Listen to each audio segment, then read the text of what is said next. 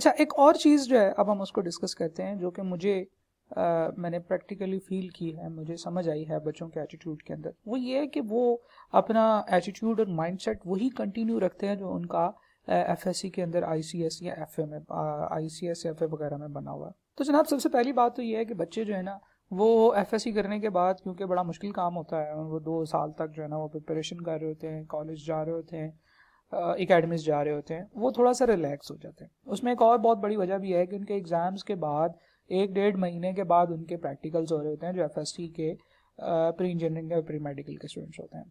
उसी टाइम के दौरान सीए के सेशंस ना सिर्फ स्टार्ट हो जाते हैं बल्कि उसमें काफ़ी रीजनेबल प्रैक्टिस शुरू भी हो जाती है। तो मैंने देखा है अक्सर ये जो हमारा दिसंबर का बैच होता है या मार्च का बैच होता है, इसमें बहुत सारे बच्चे जो आउट स्टेशन होते हैं वो घर जा रहे होते हैं। भाई क्यों जा रहे हो? सर वो मेरा प्रैक्टिकल आ गया है तो मैंने प्रैक्टिकल देना है। तो प्रैक्टिकल दिए बगैर भी गुजारा नहीं है, और जो है वो आपका ये एटीट्यूड, ये तो एक जेन्युइन रीज़न है। लेकिन इसके अलावा भी बच्चे जो है ना वो थोड़ा सा ईजी होते हैं। वो कहते हैं अच्छा यार चलो अब कॉलेज से निकले हैं, अक्सर कॉलेजेस का बड़ा रेगुलेटेड माहौल है, बड़ा रेगुलेटेड इन्वायरमेंट है, तो बच्चे थोड़ा सा जो है ना वो फ्रीडम फील करते हैं। वो कहते हैं कि अच्छा जी चलें, शुक्र है कि हमारी जो है ना वो जान छुट्टी है, तो अब हम इसको लाइफ को थोड़ा सा एंजॉय कर लें।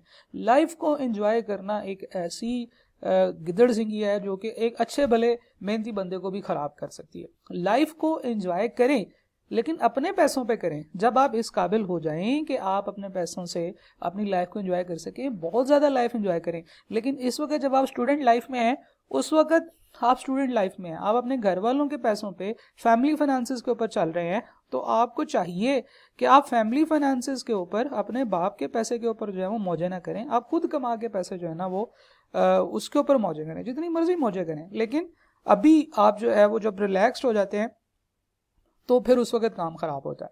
मसला ये है कि आपको ये नहीं रियलाइज़ होता कि टाइम स्पैन बहुत शॉर्ट है।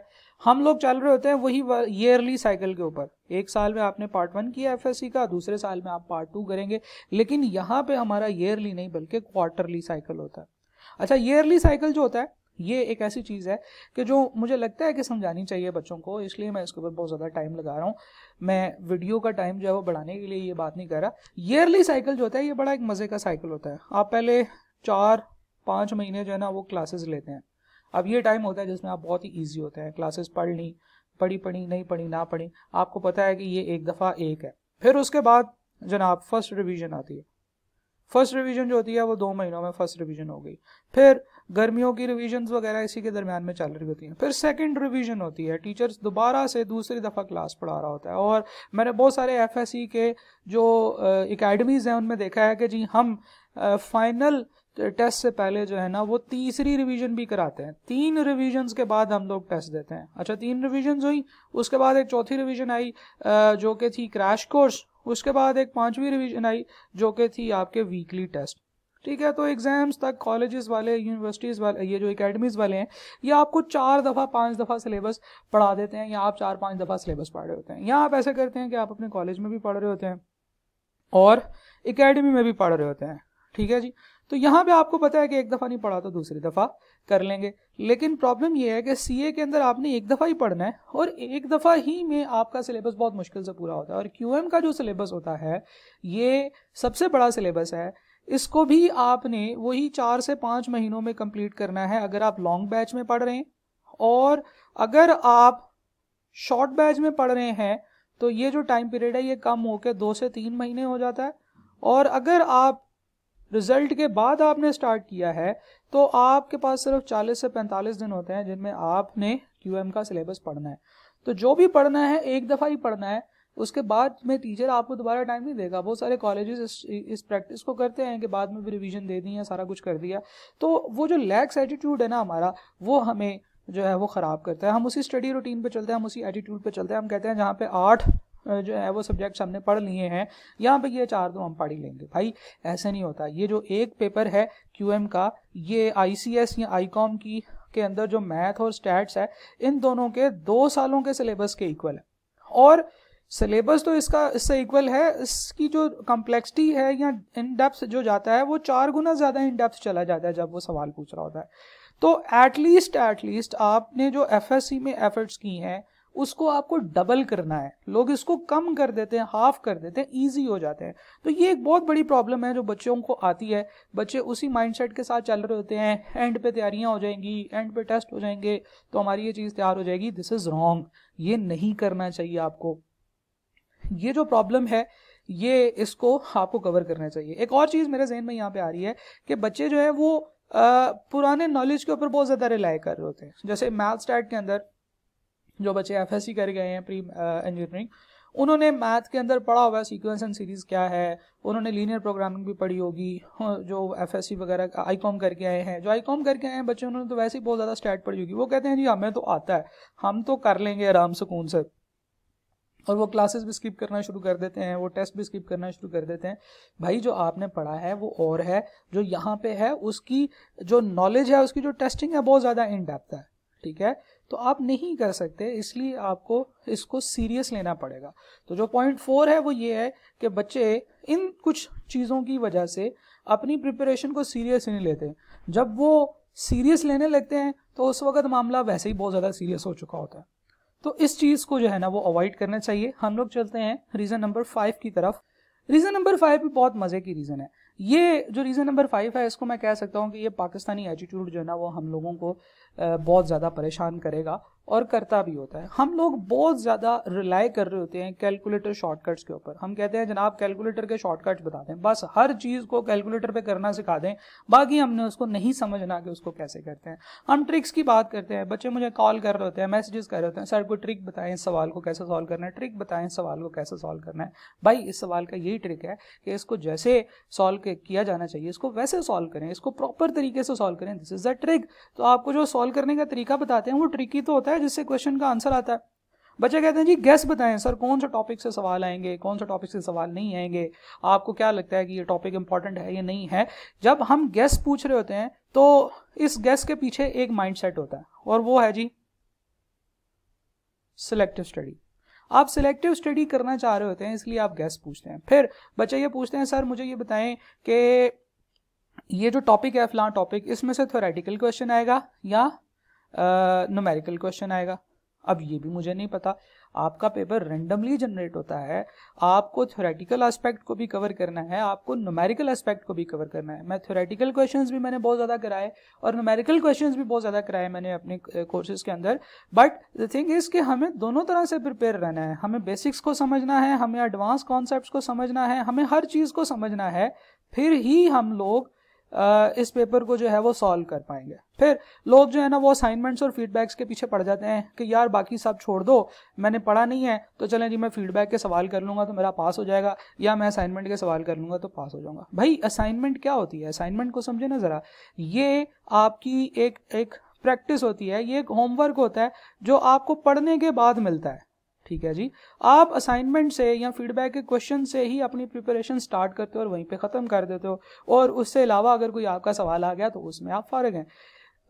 फीडबैक के सवाल भी इसी तरीके से होते हैं। तो इन चीज़ों में क्वेश्चंस डेफिनेटली वो होते हैं जो कि बच्चों ने एग्ज़ाम सेंटर से बाहर आके लोगों को बताया कि जी मुझे ये वाले क्वेश्चंस आए हैं। और बहुत सारे कॉलेजेस, 3-4 कॉलेजेस जो है वो उन्होंने अपने लोगों को भिजवाया होता है, अपने बच्चों को बताया होता है कि भाई आपको जो सवाल आए वो आपने बाहर आके बताना है। That is called feedback and assignment. वो सवाल फीडबैक में भी होते हैं, असाइनमेंट्स में भी होते हैं। तो जब आप उनको कर लेंगे तो ये वैसे ही है जैसे आप गैस या शॉर्टकट या चीज़ ढूंढ रहे हैं। आपने वो सवाल तो कर लिया, लेकिन अगर उसी तरह का कोई और सवाल आपको आ गया तो आप नहीं कर सकते, क्योंकि आपने तो रट्टा लगाया हुआ है। रट्टा लगाने की वजह से आप अपने आप को जो है ना वो रिस्ट्रिक्ट कर लेते हो। अब मैं ये नहीं कह रहा कि इन तमाम चीज़ों की तरफ आपको बिल्कुल नहीं जाना चाहिए, मैं सिर्फ ये कह रहा हूँ कि ये आपकी फर्स्ट चॉइस नहीं होनी चाहिए। आपकी फर्स्ट चॉइस हमेशा ये होनी चाहिए कि आपने चीज़ को प्रॉपर तरीके से पढ़ा है और उस चीज़ को पढ़ने के बाद उसको समझा है कि उसको कैसे कर सकते हैं। अच्छा जी, अपने दिल की भड़ास निकालने के बाद अब मैं ये पॉइंट्स जो मैंने यहाँ पे इकट्ठे किए हैं उनको डिस्कस कर लेते हैं। बच्चे बहुत ज़्यादा रिलाई करते हैं कैलकुलेटर्स के ऊपर, ये बात हमने डिस्कस कर ली। फिर इसके अलावा एक और प्रॉब्लम भी है जो बच्चों को आती है, बच्चों को पता ही नहीं होता कि आप कैलकुलेटर को भी यूज़ कर सकते हैं, और फिर वो कैलकुलेशन जो है वो विदाउट यूजेज ऑफ कैलकुलेटर वहाँ पे करते हैं, जिससे उनका टाइम ज़ाया होता है। तो मैं ये नहीं कह रहा कि कैलकुलेटर की ट्रिक्स को यूज़ नहीं करना चाहिए, मैं सिर्फ ये कह रहा हूँ कि आपको एज ये ना हो कि आपको सिर्फ कैलकुलेटर वाला काम करना आता हो और आपको दूसरी चीज़ें ना करनी आती हो, आपको टॉपिक की नॉलेज ना हो, आपको कॉन्सेप्ट की नॉलेज ना हो। तो ये चीज़ जो है ये बहुत ही अच्छी टेक्निक है कि आप कैलकुलेटर को इस्तेमाल करें। कैलकुलेटर को डिफरेंट जगहों पे इस्तेमाल किया जा सकता है, उसके लिए मैंने सेपरेट वीडियो कलेक्शन बनाई है। मैंने तकरीबन 19-20 के करीब वीडियोस बनाई हैं जो मैंने यूट्यूब पे शेयर किया, वहाँ पे जाके देख सकते हैं।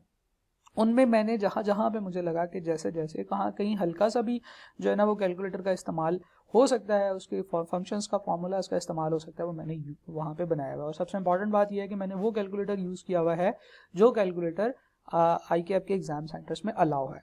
ठीक है जी। तो अगर आप बात करें कि मैं कैलकुलेटर की वीडियोस के खिलाफ हूँ, तो बिल्कुल ऐसी बात नहीं है। मैं कैलकुलेटर की वीडियोस के खिलाफ नहीं हूँ, बल्कि मैंने सबसे ज़्यादा डाटा जो है ना वो कैलकुलेटर के मुतालिक बना के यूट्यूब पर डाला हुआ है, जो कि आप लोगों को पता भी है, बहुत सारे लोग उसको शेयर भी करते रहते हैं। तो जनाब बात यह है कि आपको ये चीज़ भी ज़रूर पता होनी चाहिए कि इसको कैसे इस्तेमाल करना चाहिए। जब मैं अपना कोर्स पढ़ाता हूँ तो मैं सारी चीज़ें पढ़ाने के बाद बच्चों को YouTube की वीडियोस के लिंक्स के बारे में बताता हूँ और उन्हें कहता हूँ कि अब आपने जाके वो वाली वीडियोस में देखना है कि हम क्वेश्चन को कैसे सॉल्व कर सकते हैं। पहले नंबर पे नहीं बल्कि दूसरे नंबर पे ही आपकी कैलकुलेटर की टेक्निक्स आनी चाहिए। फिर बच्चे गलत मॉडल यूज़ कर लेते हैं, गलत इनपुट कर देते हैं, उनके ओवर यूज कैलकुलेटर्स होते हैं, पुराने कैलकुलेटर्स होते हैं या बहुत ही नए कैलकुलेटर्स होते हैं जो वो जाते वक्त एग्जाम हॉल में जाने से पहले उन्होंने परचेज़ किए होते हैं, और जब वो उसको ओपन करते हैं तो उनको समझ नहीं आ रही होती कि इसको कैसे परफॉर्म यूज़ करना है। कुछ कैलकुलेशंस को करने के लिए, उसको एग्जाम सेंटर में अच्छे तरीके से परफॉर्म करने के लिए आपको उसकी बहुत ज़्यादा प्रैक्टिस चाहिए। बच्चे वो इस तरह से नहीं कर रहे होते। इसके अलावा शॉर्टकट्स और हर चीज़ का पूछ रहे होते हैं, ये बात भी मैंने डिस्कस कर ली है। ठीक है जी। गेस के बारे में पूछ रहे होते हैं या कोई ऐसी इन्फॉर्मेशन कि किस टाइप के क्वेश्चन जो हैं वो पूछे जाएंगे। Over reliance on assignments and feedback, मैंने वर्ड यूज़ किया ओवर रिलायंस का। Over Reliance is wrong. हाँ, आप ज़रूर करें, ये बहुत ही अच्छे जो है ना ये टूल्स हैं जहाँ से आपको फीडबैक के क्वेश्चंस मिलते हैं, जहाँ से आपको ये पता चल जाता है कि एग्जाम्स में बच्चों को किस तरह के क्वेश्चंस आते हैं। ठीक है। अब फीडबैक के मुतालिक मैं बहुत ज़्यादा काम कर रहा हूँ। मैंने तकरीबन इस वक्त तक तकरीबन 20+ जो वीडियोज़ हैं वो रिकॉर्ड करके फीडबैक के क्वेश्चन से मुतालिक जो है ना वो यूट्यूब पे अपलोड की हुई हैं। आप वो भी यूट्यूब पे सर्च कर सकते हैं। ये वो तमाम क्वेश्चन हैं जो मुझे डिफरेंट सोर्सेज से पता चले हैं कि ये एग्जाम्स में पूछे जाते हैं, तो मैंने उनकी अलग से वीडियोस बना के, हर वीडियो में तकरीबन 12-12, 15-15 सवाल हैं, वो मैंने रिकॉर्ड करके यूट्यूब पर डाल दिए। आप वहाँ से सर्च भी कर सकते हैं। ठीक है जी। इसके अलावा आप हर चीज़ जो है ना वो सर्च आउट करते हैं, हर नोट्स, हर टीचर की असाइनमेंट्स। मैंने देखा है एक बच्चा पिछले दिनों व्हाट्सएप ग्रुप में पूछा था कि यार फ़लाँ टीचर और फ़लाँ कॉलेज के अलावा अगर किसी के पास कोई और QM के नोट्स हैं तो मेरे साथ शेयर कर दे। इसका मतलब यह है कि उसने teacher A, teacher B, teacher C, इन तीनों के तमाम क्वेश्चंस इकट्ठे कर लिए हैं। मैं ये मान ही नहीं सकता कि उसने ये कर लिए हैं, सॉल्व कर लिए हैं। वो सिर्फ अभी इकट्ठे कर रहा है, तो वो कलेक्ट करता जा रहा है और स्टोर करता जा रहा है। और आप कलेक्ट करके सिर्फ स्टोर ही करेंगे, क्योंकि जितना उन 3 टीचर्स का डाटा है वो मैं नहीं समझता कि एक बच्चा 6 महीनों में मतलब वैसे तो 3 महीने का सेशन होता है, तो मैं नहीं समझता कि वो 6 महीनों में भी वो उनको पूरा कर सकता है। लेकिन लोग ऐसे चीते हैं, वो करते हैं ये वाला काम। तो जनाब जो इसका सोल्यूशन है वो बहुत ही सिंपल सा है कि आप कंप्लीट लर्निंग की तरफ जाएं। आप हर चीज़ को प्रॉपर समझें, अंडरस्टैंड करें। देखिए यही तो आपका एक काम है। और आपके घर वाले ना आपको कहते हैं कि भाई कोई कमाई करके दो हमें, ना आपने कहीं ऑफिस जाना है, ना आपने कोई और काम करना है। ठीक है जी। कुछ लोग हैं जिन्होंने छोटी मोटी एक्टिविटीज शुरू की हुई हैं, कुछ लोग गेम्स खेलते हैं, कुछ लोग जिम करते हैं, तो वो इतनी बड़ी एक्टिविटीज़ नहीं होती कि जिनकी वजह से आप अपनी स्टडी को कंप्रोमाइज़ करो या स्टडी में शॉर्टकट्स की तरफ जाओ। सिमिलरली कुछ लोग ऐसे भी होते हैं जिनको फाइनेंशियली अपने आप को सपोर्ट करना पड़ता है, जो जॉब्स करते हैं, लेकिन ऐसे लोगों की तादाद बहुत थोड़ी है जो AFC के अंदर आके जॉब्स कर रहे होते हैं। मोस्टली 99% जो लोग होते हैं वो लोग होते हैं जो खुद से नालायक होते हैं, खुद से अपना वक्त ज़ाया कर रहे होते हैं और खुद से इन शॉर्टकट्स को ढूंढ रहे होते हैं, which is very very wrong. तो इस चीज़ को आपने नहीं करना। आपने शॉर्टकट्स की तरफ नहीं जाना, आपने गैसेस की तरफ नहीं जाना, आपने प्रॉपर लर्निंग की तरफ जाना है, because this is what we are expecting from you. और ये वो चीज़ है जिसके लिए क्लास में आपको पढ़ाया जाता है, और यही वो चीज़ है जिसके लिए आपकी फैमिली ने, आपके घर वालों ने आपके ऊपर पैसे लगाए हैं। हम लोग अपने अगले पॉइंट की तरफ मूव करते हैं जनाब। Point number 6, know practice of MCQ exams. आपने 3 घंटे के टेस्ट की कोई प्रैक्टिस ही नहीं की। मैं यकीन से कह सकता हूं कि जो बच्चे ये जो AFC के एग्जाम में होते हैं उनमें से 60% लोग तो ऐसे हैं जो पहली दफ़ा एक 3 घंटे के MCQ एग्जाम में बैठे हैं। उससे पहले उन्होंने कभी कोई मॉक नहीं दिया किसी कॉलेज का, कभी उन्होंने जो है वो कोई और टेस्ट नहीं दिया, तो जब आप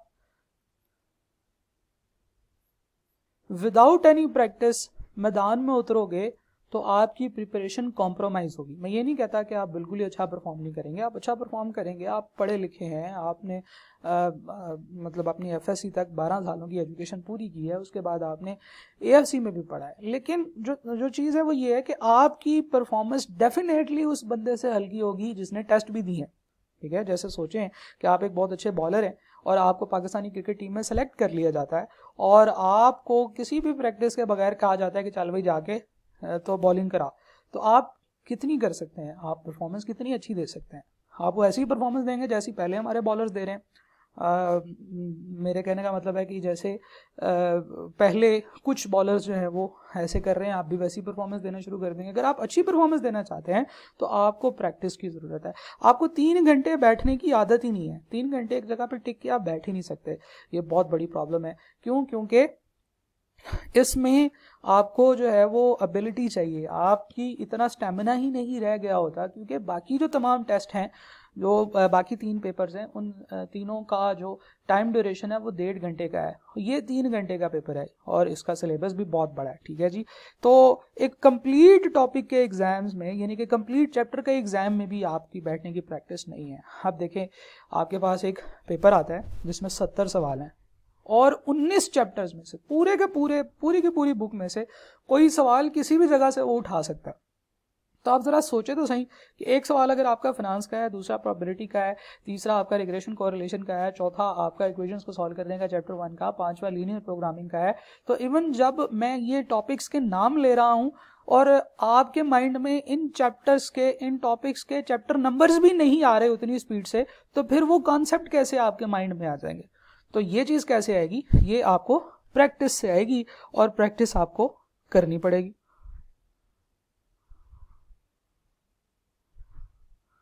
तो जनाब यहाँ पे देखते हैं मैंने क्या क्या बातें आपके साथ शेयर की हैं और फिर उसके बाद हम लोग आगे चलेंगे। 3 घंटों की सिटिंग की आपकी प्रिपरेशन नहीं है, ये मैंने बात कर दी।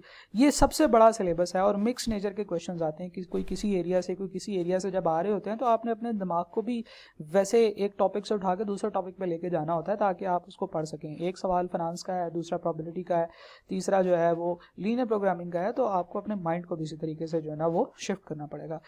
मॉक क्या, बच्चे क्लास के टेस्ट भी बहुत फ्रीक्वेंटली मिस कर रहे होते हैं। ये वो चीज़ है जो मैंने ऑब्जर्व की है। मैंने क्रैश कोर्स के अंदर टेस्ट सेशन बच्चों से लेना शुरू किया, मेरे पास सिर्फ एक बच्चे ने 2 टेस्ट दिए, उसके अलावा किसी भी बच्चे ने 2 टेस्ट नहीं दिए। ये वो प्रॉब्लम है जो कि हमें फेल करवाती है। भाई जब आप प्रैक्टिस ही नहीं करोगे, ये सिंपल बात है, इसमें कोई गिद्दड़ सिंगी कोई डिफिकल्टी नहीं है कि आप जब तक प्रैक्टिस नहीं करेंगे आप उस वक्त तक अच्छा परफॉर्म नहीं करेंगे। घर में बैठ के प्रैक्टिस करना इज समथिंग एल्स और एग्जाम एनवायरनमेंट में, एग्जाम प्रेशर में बैठ के काम करना है समथिंग एल्स। ठीक है जी। को बहुत सारे बच्चे जो है ना वो मॉक में अपीयर ही नहीं होते। जिस इंस्टीट्यूट में मैं पढ़ाता हूँ वहाँ पे हम लोग फिजिकली बच्चे को फाइन रखते हैं अगर वो मॉक में अपीयर ना हो, उसके घर वालों को कॉल करते हैं अगर वो टेस्ट में अपीयर ना हो। हम उन्हें कहते हैं कि भाई ये आपका बच्चा हमारे टेस्ट नहीं दे रहा, क्लासेस में नहीं आता, ये फेल हो जाएगा, आपने हमें नहीं कहना।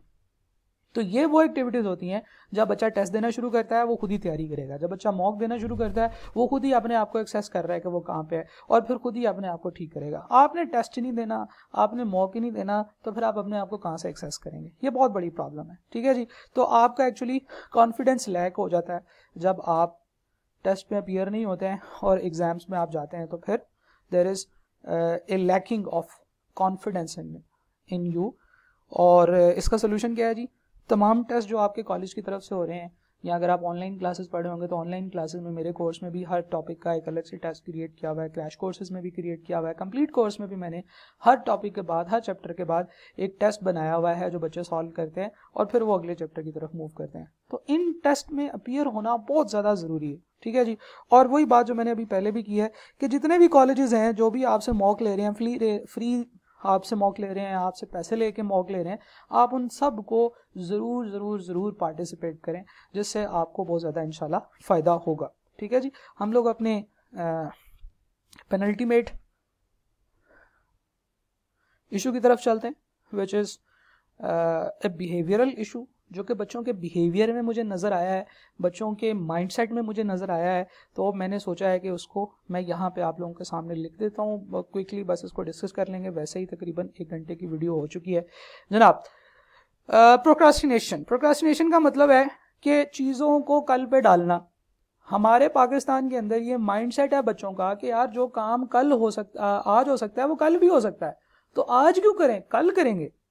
और कल फिर वही बात होती है कि हम परसों करेंगे, आराम से तैयारी करेंगे, भाई अभी टेंशन नहीं लेनी, राइट। इसके अलावा एक बहुत ही बड़ी प्रॉब्लम है जिसके बारे में कोई बात नहीं कर रहा, ये एक ऐसी चीज़ है जिसके ऊपर जो है वो हमें इस वक्त एमरजेंसी नाफिज कर देनी चाहिए, लेकिन हम लोग अपनी एजुकेशन के अंदर इस चीज़ को इग्नोर करते जा रहे हैं और इतने बुरे तरीके से इग्नोर कर रहे हैं कि ये चीज़ अब हमें अंदर ही अंदर से खाती चली जा रही है।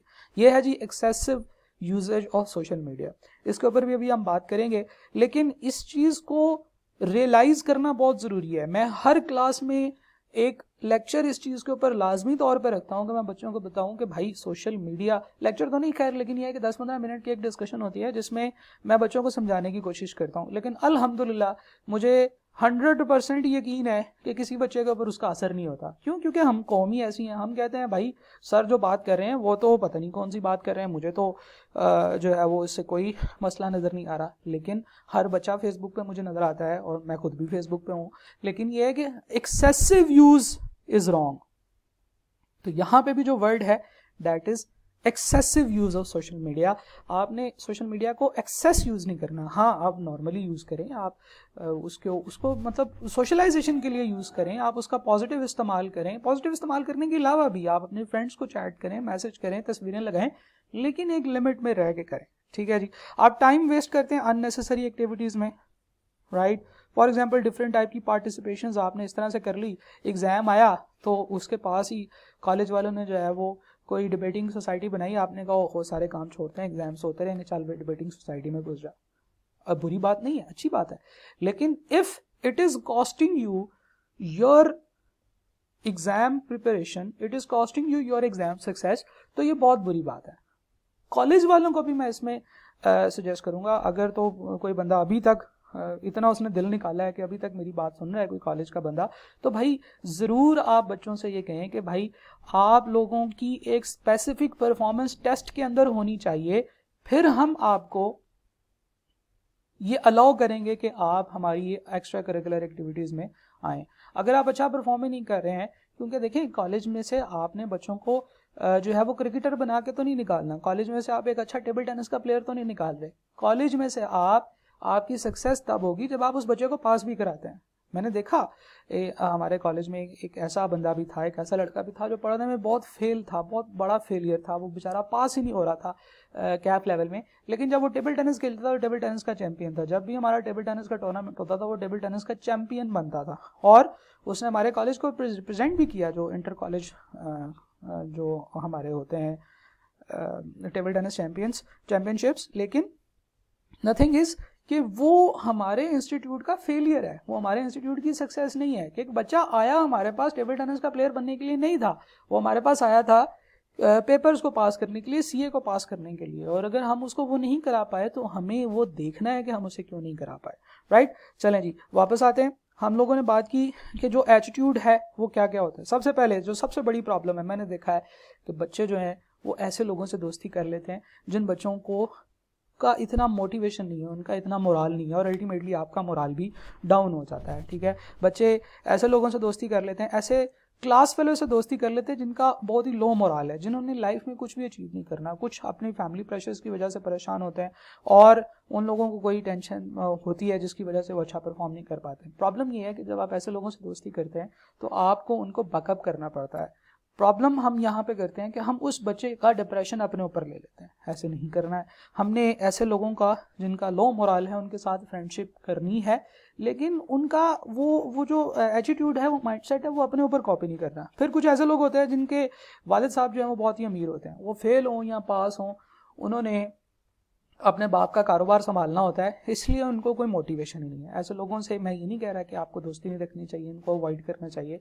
मैं सिर्फ ये कह रहा हूँ कि इनका ये एटीट्यूड जो है, जो नॉन सीरियसनेस है, वो आपने अपने ऊपर हावी नहीं करनी। इन बच्चों का फिर जो है ना वो इंटरेस्ट भी डिफरेंट होगा। ये कैफेटेरिया में जाके बैठेंगे, ये घूमे फिरेंगे, ये डिफरेंट टाइप की और गलत एक्टिविटीज़ में इन्वॉल्व होंगे तो आपने ये काम नहीं करना। आपसे कहें कि हम फ्रेंड्स हैं, हम क्लास में फ्रेंड्स हैं, हम बैठेंगे, हम बात करेंगे, लेकिन भाई ये जो तुम काम करते हो, ये जो तुम क्लासें बंक करते हो, ये मैंने नहीं करना है। ऐसे लोग जिनका करियर बिल्डिंग में कोई इंटरेस्ट नहीं है या जिनका अदर एक्टिविटीज़ में इंटरेस्ट है सीए के अलावा, यानी कि कुछ लोग ऐसे होते हैं जो शाहिद अफरीदी बनना चाहते हैं और फिर कुछ लोग ऐसे होते हैं जो शाहिद कपूर बनना चाहते हैं।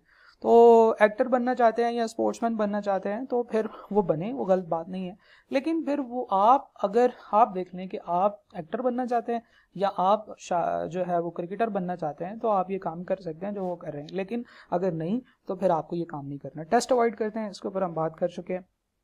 कैफेटेरिया में बहुत ज़्यादा टाइम लगाना, मैंने देखा है बच्चे आते हैं घर से तैयार होके, घर वालों से पैसे लेके आते हैं, बच्चियाँ आती हैं उनको उनके फादर छोड़ के जाते हैं कॉलेज में और वो क्लास बंक करके कैफेटेरिया में जाके बैठ जाते हैं, टाइम ज़ाया करते हैं, प्रोक्रास्टिनेशन करते हैं। सोशल मीडिया के जो है ना प्रॉब्लम्स की बात करते हैं, सोशल मीडिया के प्रॉब्लम्स के ऊपर बहुत ज़्यादा डिटेल से जो है वो स्टडीज़ आ चुकी हैं कि हमारी एजुकेशन के ऊपर इसका क्या इम्पैक्ट आ रहा है। हमारा बच्चों का फोकस कम होता चला जा रहा है, वो चीज़ों के ऊपर फोकस नहीं कर पाते हैं जिससे उनकी जो रिटेनिंग पावर है वो कम हो जाती है। इसके अलावा लोग डिस्ट्रैक्शन फील करते हैं, आप पढ़ने बैठे थे और आपको मोबाइल पे फ़ौरन से नोटिफिकेशन आ गया, आपको फिजिकल कम्युनिकेशन एबिलिटीज़ आपके अंदर नहीं रहती हैं। आप देखें कि कुछ लोग होते हैं जो लिखने में और फेसबुक की पोस्ट में बहुत ज़बरदस्त पोस्ट करते हैं, लेकिन जब वो बात करने लगते हैं तो वो कन्फ्यूज़ हो जाते हैं, वो इतना अच्छा परफॉर्म नहीं कर पाते, वो कन्फ्यूज आ जाते हैं।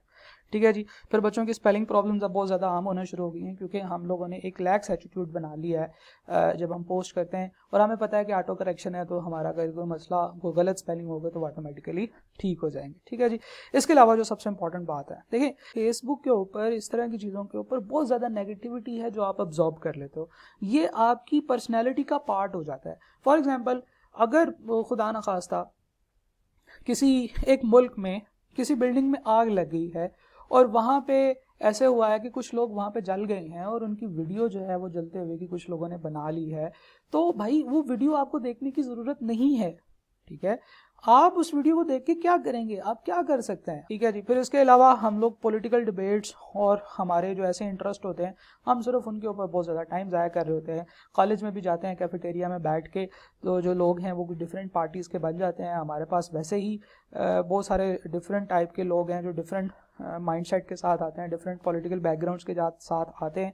ये तमाम लोग आपस में ऐसी फजूल सी डिस्कशन करते चले जाते हैं और वो तमाम की तमाम डिस्कशन जो होती है वो सोशल मीडिया की मिस इन्फॉर्मेशन के ऊपर होती है।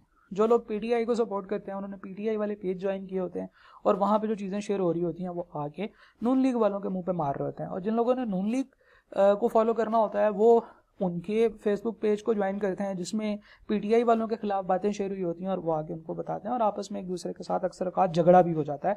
ये मैंने देखा है, विच इज़ रॉन्ग। मल्टीटास्किंग ये एक ऐसी चीज़ है जो नहीं करनी चाहिए भाई। सिंपल रूल है कि मल्टीटास्किंग आपने अपनी लाइफ से निकाल देनी है। अब इसके ऊपर डिटेल से 15 मिनट बात हो सकती है कि मल्टीटास्किंग क्या है और ये क्यों नहीं करनी चाहिए, लेकिन मेरी मान लें कि आपने ये काम नहीं करना। आपने प्रिपरेशन और रिविजन प्लान नहीं बनाया हुआ, ये भी एक गलती है क्योंकि आपने अगर प्लान ही नहीं है तो वो कहते हैं कि failing to plan is planning to fail. If you are failing to plan you are actually making a plan to fail, right. आपकी डेली रूटीन नहीं है। 100% लोग, उन तमाम लोगों की लाइफ को अगर हम पढ़ें, उन तमाम 100% लोगों की लाइफ को हम पढ़ें जो बहुत ज़्यादा सक्सेसफुल हैं, जो अच्छे बिजनेसेस चलाते हैं, जो अच्छे मेंटोर हैं, अच्छे एंटरप्रेन्योर हैं, उन तमाम लोगों की लाइफ में आपको ये चीज़ मुश्तरक नज़र आएगी।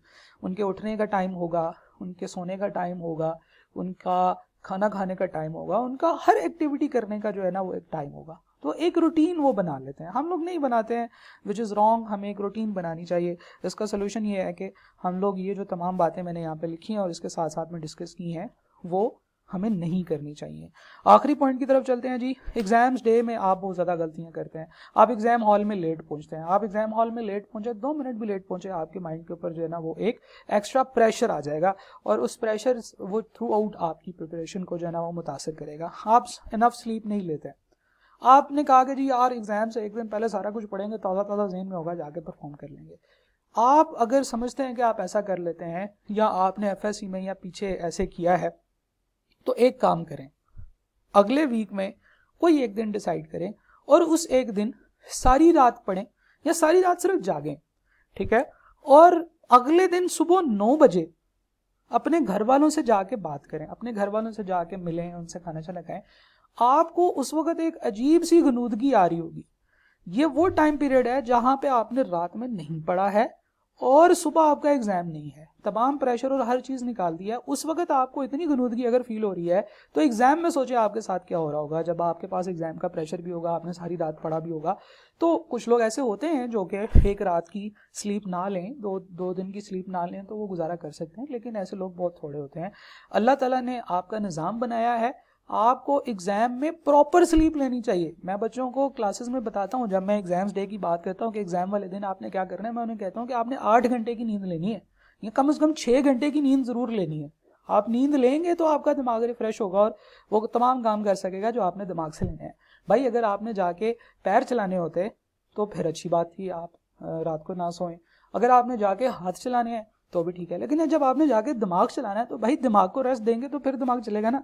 लास्ट मिनट की प्रिपरेशन होती है, लोग सुबह उठ के सोचते हैं कि अच्छा आप पहन के क्या जाना है, कपड़े इस्त्री कर रहे होते हैं। लोग सुबह उठ के उनको याद आता है यार रोल नंबर स्लिप तो आज अभी मैंने प्रिंट ही नहीं कराई हुई, और रोल नंबर स्लिप तो आएगी तो मैं जाऊँगा। रोल नंबर स्लिप कहीं आगे पीछे हो गई, ID कार्ड कहीं आगे पीछे हो गया, कैश आपने कहीं रखा था आपको मिल नहीं रहा, आप लास्ट मिनट प्रिपरेशन कर रहे हो। आप आज पहले दिन जा रहे हो एग्जाम सेंटर पर, आपको पता ही नहीं एग्जाम सेंटर किधर है। बॉयज़ को नहीं पता, गर्ल्स को बहुत ज़्यादा प्रॉब्लम होती है। वो घर से निकली है 8 बजे, 9 बजे एग्जाम है, और रिक्शे वाले को समझाया गया यार फलां जगह पे जाना, रिक्शे वाले को नहीं समझ आई, वो कहीं और ले गया। अब ये एक ऐसी चीज़ है जो कि अब डेफिनेटली वो दोबारा पूछ आ के आप वहाँ पे पहुँच तो जाएंगे जहाँ पे आपका एग्जाम है, बट नुकसान क्या हुआ? नुकसान ये हुआ कि आपको रास्ता नहीं पता था और आपका टाइम ज़ाया हुआ। लास्ट मिनट प्रिपरेशन, आपने कैलकुलेटर जी वो पेन नहीं चल रहा जी, नया पेन लेना है। क्यों भाई, ऐसे क्यों है? आप जब टेस्ट की प्रिपरेशन कर रहे थे तो आपने उस वक्त जो है वो ये काम करने थे। खैर ये एक बड़ी लंबी डिस्कशन है कि एग्जाम के दिनों में आपको क्या करना है और कैसे करना है, फिर एग्जाम वाले जो 3 घंटे हैं उसमें आपने क्या करना है, वो तमाम चीज़ें जो हैं वो एक मैंने अलग वीडियो इसके लिए रिकॉर्ड की है, वो इतनी सारी चीज़ें हैं। तो एग्जाम्स के पास जाके मैं आप लोगों के साथ एक और वीडियो शेयर करूंगा जिसमें मैं ये बताऊंगा कि एग्जाम्स के 1-2 दिन पहले क्या करना चाहिए और एग्जाम्स के टाइम पे आपको क्या करना चाहिए, ताकि जो प्रेशर है वो लो हो सके और आप जो है वो अच्छा परफॉर्म कर सको, क्योंकि वो जो चीज़ है वो आपकी फाइनल परफॉर्मेंस है। आपने अपना पूरा सेशन उस आखिरी दिन की तैयारी करनी होती है जो आपका एग्ज़ाम से 1 दिन पहले, और उस आखिरी दिन आपने उन 3 घंटों की तैयारी करनी होती है जो आपके एग्ज़ाम में आपने बैठ के गुजारनी है। तो ये पूरी की पूरी टेक्निक्स हैं, एक बड़ी डिटेल बड़ी लंबी डिस्कशन है जो कि मैं इसके ऊपर करता होता हूँ, और अगर आपको मेरी बातें समझ आ रही हैं तो इंशाल्लाह आपको वो चीज़ भी बड़े अच्छे तरीके से समझ आएगी। उसकी वीडियो भी मैं इंशाल्लाह भी कुछ दिनों में आपके साथ शेयर कर दूँगा। राइट, तो जनाब ये थे वो 8 इश्यूज़ जो मैंने आपके साथ शेयर करने थे, जो कि बच्चों के फेलियर की मेन रीजंस होती हैं। अब ये एक लंबी वीडियो बनाने का मकसद ये है कि भाई जिसने सुननी है उसने पूरी वीडियो सुन लेनी है, जिसने नहीं सुननी उसने 2 मिनट की वीडियो सुन के कहना है कि बस मुझे पता है मैं कर लूँगा सारा कुछ। तो आपने अगर ये वीडियो पूरी सुन ली है तो आप अपने दोस्तों को भी सजेस्ट करें कि ये चीज़ें सुने, इन चीज़ों को वक्त दें, इन चीज़ों के ऊपर फोकस करें, क्योंकि ये वो बातें हैं जो कि आप अपने जहन में रखेंगे तो आपको बेनिफिट होगा। ठीक है, और आपकी पूरी की पूरी जो सीए की प्रिपरेशन है और आपकी जो पूरी की पूरी सीए की जर्नी है उसमें ये चीज़ आपको हेल्प करेगी। Right, thank you very much. इंशाल्लाह फिर दोबारा किसी और वीडियो में मिलते हैं। अल्लाह हाफिज़।